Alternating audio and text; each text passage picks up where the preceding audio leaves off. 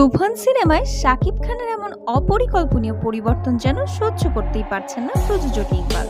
এবার শাকিব খানকে অপমান করে এমন এক মন্তব্য করে বসলো এই প্রযোজক, যেটা সোশ্যাল মিডিয়ায় উত্তাপ ছড়াচ্ছে রীতিমতো। বন্ধুরা, বিস্তারিত জানতে হলে ভিডিওটি শেষ পর্যন্ত দেখতে থাকুন। সিনেমা ইন্ডাস্ট্রিতে শাকিব খানের শত্রু বলতে এই একজনই আছে, যে দুনিয়ার সব কাজকর্ম ফেলে রেখে শুধু শাকিব খানের বদনাম করে বেড়ায়। এবারও তারই ব্যতিক্রম হয়নি।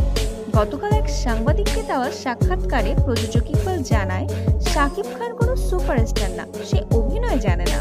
ইকবাল আরো বলে, শাকিব খান আগে ঠোঁট লাল করার জন্য লিপস্টিক ইউজ করত।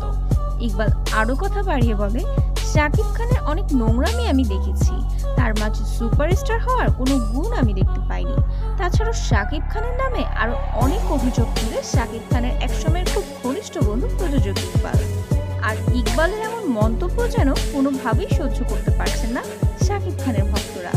সোশ্যাল মিডিয়ায় প্রযোজক ইকবালকে মানসিক রোগী বলে আখ্যায়িত করছে বিভিন্ন পোস্টে। তবে আপনারা জানলে অবাক হবেন যে প্রযোজক ইকবাল ও শাকিব খান একসময়ের খুব ভালো বন্ধু ছিল। তারা একসাথে অনেক সিনেমাও নির্মাণ করেছে এবং শাকিব খানের পরিবারের সাথেও ইকবালের খুব ভালো সম্পর্ক ছিল, কিন্তু ইকবাল সেই সম্পর্ক টিকিয়ে রাখতে পারেনি। শাকিব খান যখন দীর্ঘ 9 মাস আমেরিকা ছিল, তখন ইকবাল টাকার কাছে বিক্রি হয়ে অনন্ত জলিলের সাথে ভালো সম্পর্ক গড়ে তোলে আর শাকিব খানকে ছোট করে কথা বলতে থাকে।